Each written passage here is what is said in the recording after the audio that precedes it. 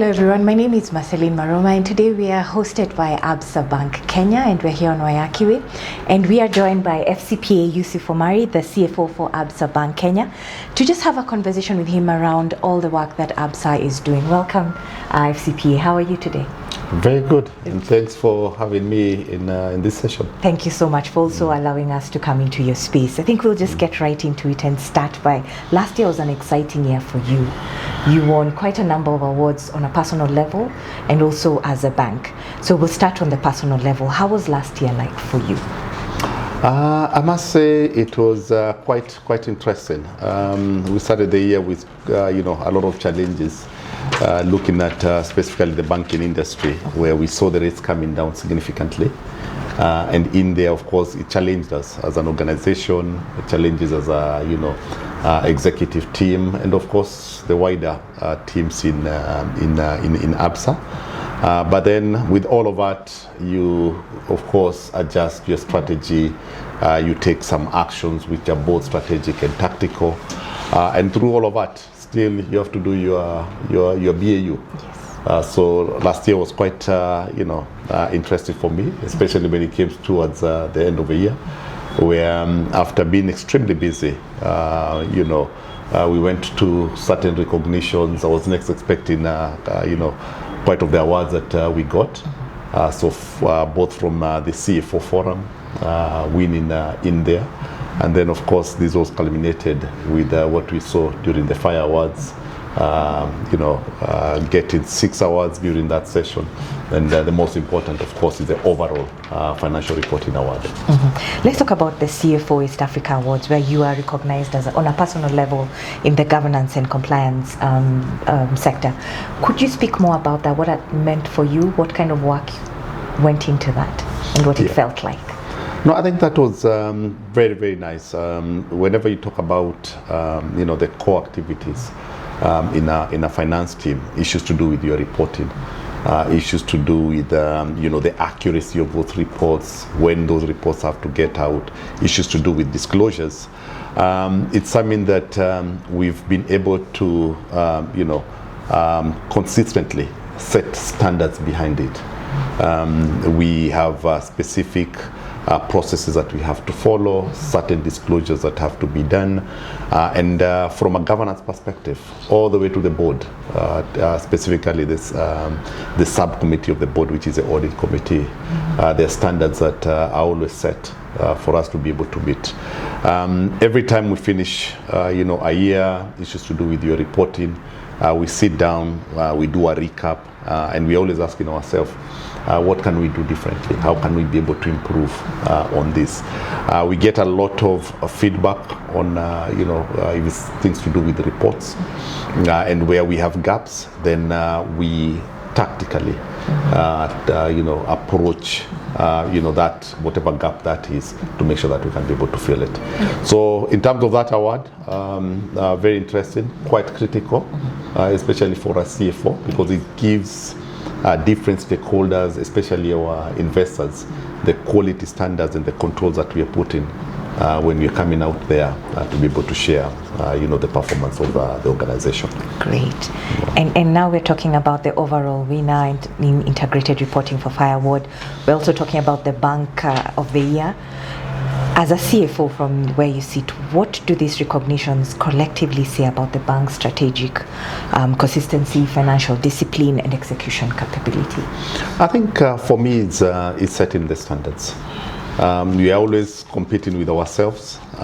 We've come up with, strategies that are set. Of course, there's oversight from a board perspective. And in there, of course, we've put systems. We've looked at risk management that are relevant to the strategies that we've been able to put. And in there, we have mitigants to make sure that then we can be able to manage these risks.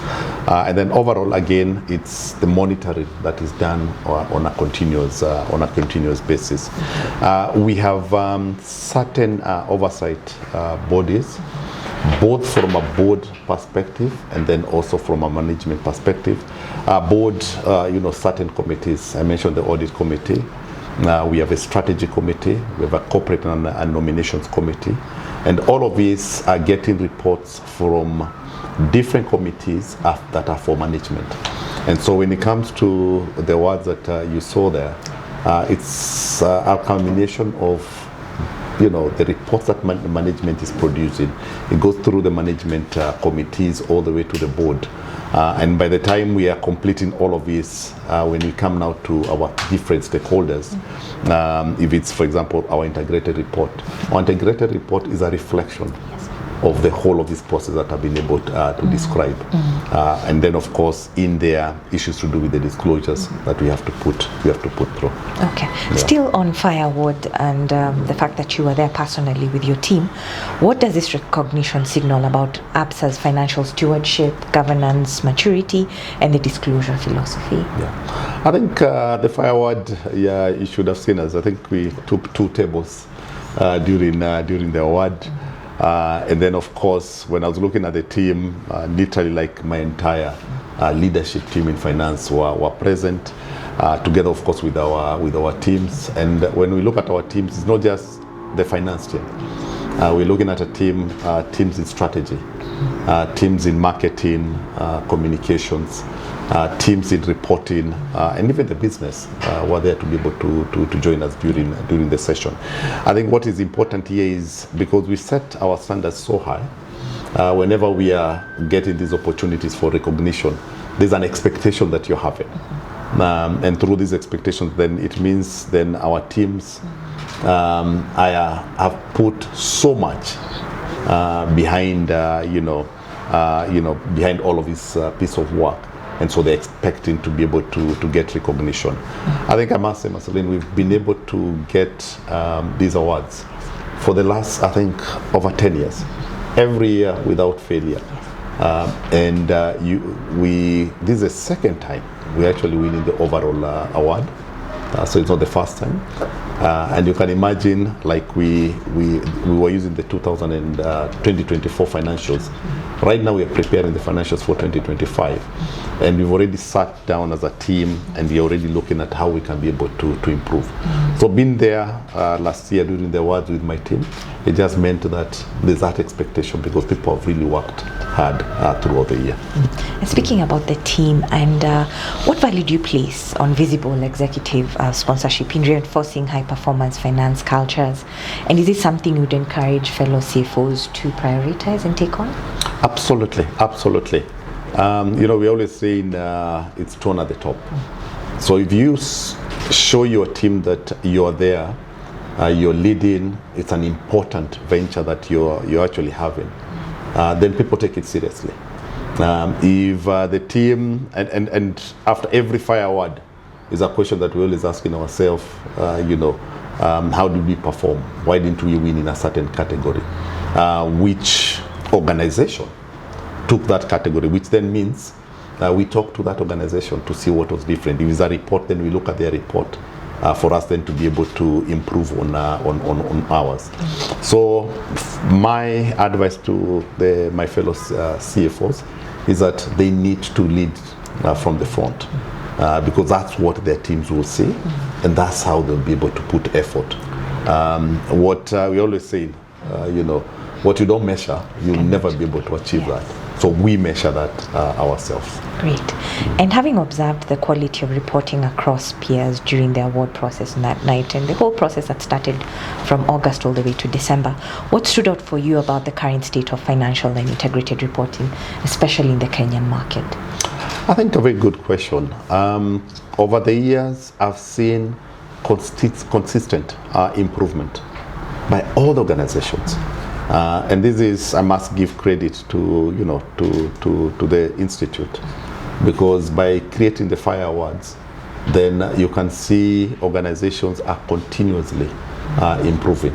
I look at the disclosures that we used to do, call it 5-10 years ago, and the level of disclosures that we are doing now, it's significantly improved. From just sharing financial statements, which is at a point in time, it's historical, to now creating value, giving our different stakeholders, speaking to them about your strategy, how you're responding to the risks in your strategy.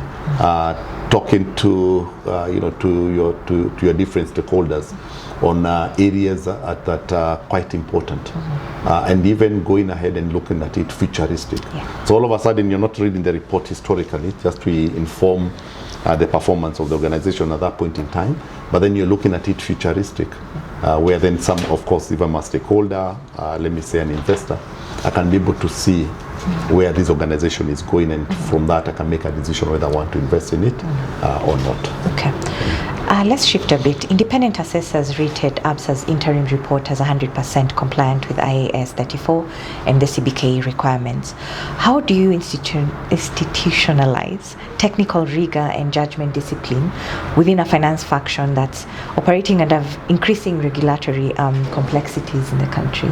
Yeah, I think we've created a proper system whenever we're doing any reporting, disclosures like the ones you've mentioned. We have different teams in the bank preparing different sets of information.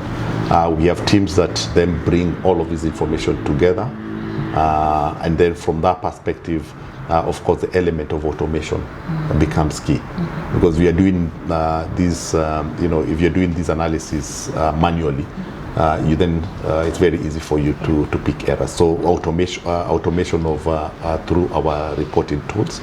But the more important for me is the maker checker, because there's a team that is preparing, there's a team that is reviewing, and then over and above that, then it comes to then senior executives like ourselves to be able to go through that, and then of course then you have external assurance. Where you have teams that, consultants who will be able to go through these reports and highlight any gaps. We use all the big four audit firms when it comes to, all these reports that we are preparing. And in there, you will have certain expertise depending on which area we are looking at. Yeah. So we separate, for example, taxation is done by completely different. While we do the piece of work, the reviews are done by a different audit firm from the audit firm that is actually giving us an opinion on the financials. Of course, when they give it an opinion on the financials, they're looking at it collectively.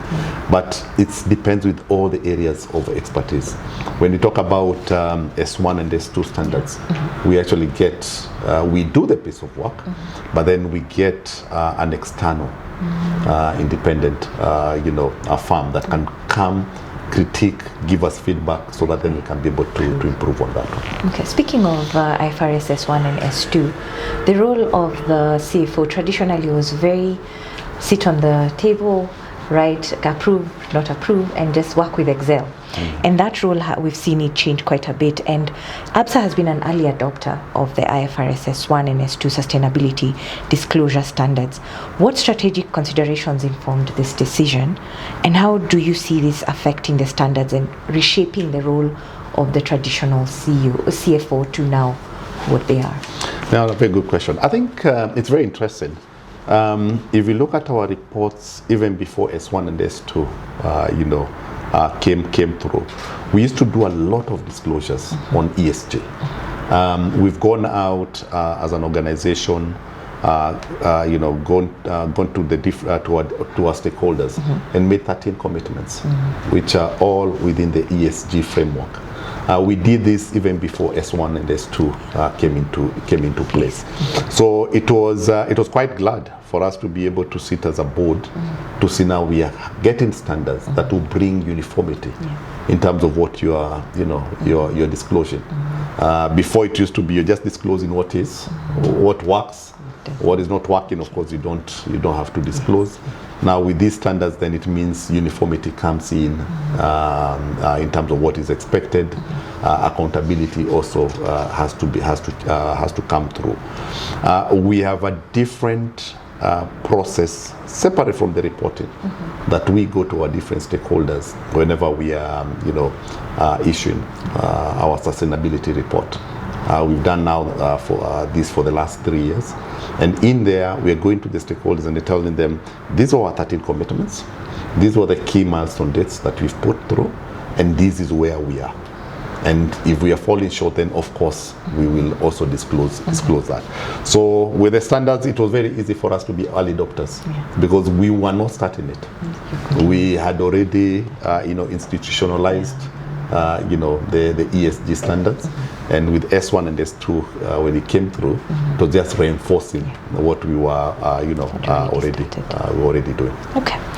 Listed banks must respond to NSE and CBK ESG expectations, and based on your experience, what practical steps could regulators take to improve alignment and reduce reporting fragmentation without diluting the oversight role? Yeah. I think for me, when we look at the regulators, the key word there for me will be collaboration.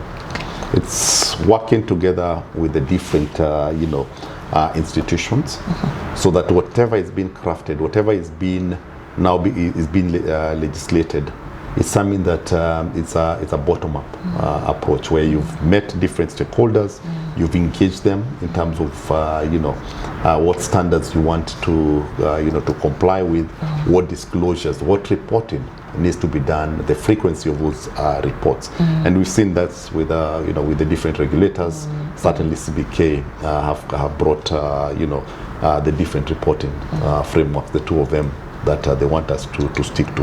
But the keyword again here is collaboration. You speak to the different stakeholders, and then through that, if there are issues to do with lethargy of the amount of information that is being required, or duplication of the amount that of the information that we are disclosing in a certain area, and then you're getting the regulator just repeating it, we'll bring that one out, so that by the time it's been legislated, then it's something that we put into, and of course we've had an opportunity to give input to it. Okay, collaboration is the word. So as Globe Net Zero timelines continue to evolve, what do you see as the most material risks and opportunities for Absa and Kenya's financial sector in transitioning responsibly and credibly? I think for the financial sector, we play a very, very important role in terms of fueling the economy. If you look at all the companies, organizations that are out there, there will always be a need for financial services. There will be a need for funding, for example. And so when I look at banks, if we can be able to create, proper risk management process, where we are praising, if I pick an example of a facility, you have a company that is coming, for argument's sake, it's a manufacturing company. They come to Absa, they want a facility of, say, 1 billion or 2 billion shillings. Then for us, there must be a framework that we are going through, an ESG framework, over and above, the credit scoring, that is ensuring that whatever, the purpose of that funding, it must be able to be, sustainable. It's speaking to the climate risk, and we make sure that those ones have been addressed. So I look at our framework. When we look at sustainability, if it's a factory, we must visit the factory. That's an example of the risk framework that we follow. We have to look at how they are disposing their waste. We have to look at their principles for ESG to make sure that they also have a target on how much carbon emission they are targeting. And then over and above that, then there is a continuous monitoring, because you can get a facility, it is for 2 years, it is for 4 years, and you're repaying your facility. But then if we don't come and visit to confirm that you're sticking to the framework that we had agreed earlier on, then of course you lose in terms of just the sustainability agenda. Okay. Speaking of sustainability, I think the current buzzword around is ESG, sustainability, integrated reporting, and all these big words that we use. But when it comes to Absa, has ESG performance begun to materially influence decision-making and engagement with, say, lenders, institutional investors, or even large corporate clients? And maybe you could probably share an example where sustainability credentials shaped a commercial or funding outcome. Yeah. I think there's a time we're talking about sustainability as a strategy. It's no longer a strategy. It's enshrined in your strategy. So it's no longer, we don't say you have a sustainability strategy. No. It's core of how we frame our strategy. What we mean by that is we roll out our strategy. We say we want to enter into a certain sector, for example, or we want to develop certain capabilities, etc. and we make sure that even as we are rolling out, and executing on this strategy, that sustainability is at the core of that. I'll give you an example. If we are launching a product, we must make sure that that product addresses issues to do with sustainability. Last year, we introduced a home loan. We call it Eco Home Loan, which is primarily looking at how you make your home, sustainable. Having large windows so that you don't have to put the lights on is a good example. How you, how you use renewable energy. We've partnered with different companies who can be able to offer those services at a very affordable rate, which then means you're using, for example, solar for your power generation in the house. So that has been an important one. But that's as funding.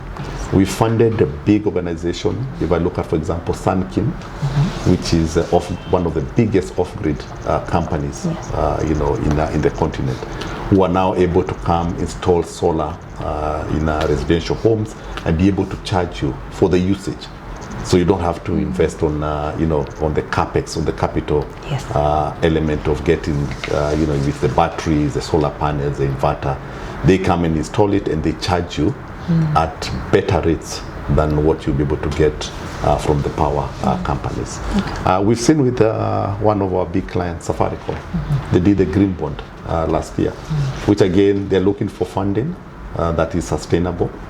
Funding that has different incentives. We saw that the big element there was the tax incentive, and you can see how it was oversubscribed, and that speaks on the importance of sustainability in the country. So it's not just a buzzword. It's not a buzzword. It's real. We have said it. Your reporting highlights strategic cost growth offset through optimization and digitization, alongside a reduction in cost to income from between 49% to 39%. What is the governing principle behind this balance, and how transferable is it to other institutions, including the public sector? Yeah, I think it was a deliberate action that we took. To be honest, about 10 years ago, our cost-to-income ratio was about 58%. All the way to now, we are seeing it at 39%. It was a tactical with key milestones on what kind of investments need to be done by one. We looked at our back office, areas where we could be able to automate. We went ahead and did the automation.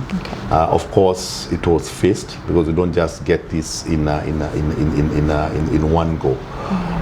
We look at the critical core services in the bank, and we try to ensure that we can be able to automate the entire of that process.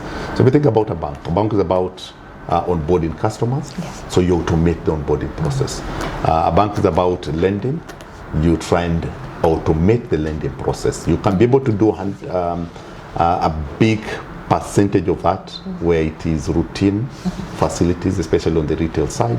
On the corporate side could be a bit complex, but then that's a critical customer journey, and so we make sure that we can be able to onboard. So that's on the back office. I think if you look at it in terms of the channels that we use to communicate or to give services to our customers, you then also now go the digital route, so that customers don't have to come to the branches. They can be able to access these services from the comfort of their home, either using the mobile, so mobile banking or internet banking, or if they're making payments using card, that also helps because that's a different channel. So through that process, we were able to move transactional volumes that used to go through the branch from at that point about 60%, today to less than 5% of the transactions volume, if I look at it collectively. This can be replicated not just in the banking industry but in so many other organizations. You just need to look at the core activities and see whether you can be able to automate. And when you're looking at how you do your service, your business with the customers, what other alternate channels that you can be able to use. And as we come to an end of this interview, you began your career at KPMG, and now as the CFO at Absa, what would you say to aspiring finance leaders the importance of having an audit or advantage of having an audit background as to prepare you for this role? That is, it reminds me many years ago when I was a junior auditor, straight away from campus and started to work in KPMG. I think there's a lot, I must say here, from the discipline of how you manage your time, from the training that you get when you join audit firms. I remember very well, straight from campus. I didn't go to KPMG offices. I went to Hilton for 1 week training, where you went from morning till evening. Yes. And this is just to make sure that you've been trained, you have the necessary tools to be able to then, when you go to the client, you can be able to apply. So the training element is there. Yeah. The rigor on checks and balances, I picked that from audit firms. Yes. Because whatever you're doing the work, yes, but then there's someone who is senior who is going to look at your work, and then there's another more senior person, all the way to a partner level who has, of course, the responsibility of signing the accounts. Again, that came through. Yeah. And then, of course, being exposed in a controlled way. You start, I remember in audit firms, the first place section you'll audit, in the balance sheet is fixed assets. Okay. So it's an easy one. Yeah. You take that all the way to now when you're looking at revenue, you're doing margin analysis. So quite an interesting, area to start. Okay. And that, I think for me, the last one really, why audit firms, has been quite instrumental for me, is the different exposure you're getting to different sectors of economy, different companies. They're unique in their own way. And you can imagine if I'm working, for argument's sake, if I started working just in a bank, then I'll just be thinking of a bank. Yeah. This one I touched manufacturing, insurance, banking, NGOs, and all of these are unique in their way. Yeah. And so you just be able to appreciate that. And for me, it's also dealing with, the staff of these organizations, dealing with the management of this, all the way to the board level, which I must say, really prepares you very well for CFO role. Great. And speaking of this CFO role, as a member of ISPAC, you've been at ISPAC for quite a while.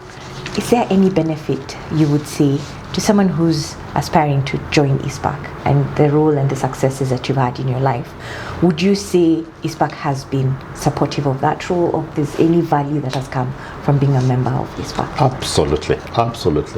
Without the institute, then all we are talking about, the standards that are set, the issues in terms of, what is topical.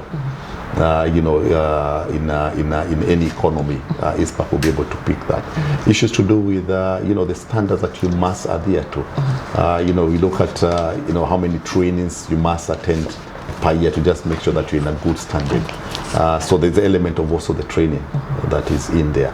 And then, of course, sharing of, development being on the side of IFRS, what is in the economy, having, a say to, for example, the finance bill. So there's a lot. And that's what the Institute brings it, the Institute is able to bring all of it together. And not to mention also, because you're part of an institute, they're members of that institute, so also having that circle that you can be able to network, when you have challenges, you can be able to reach out to your peers. That has also been quite useful. Perfect.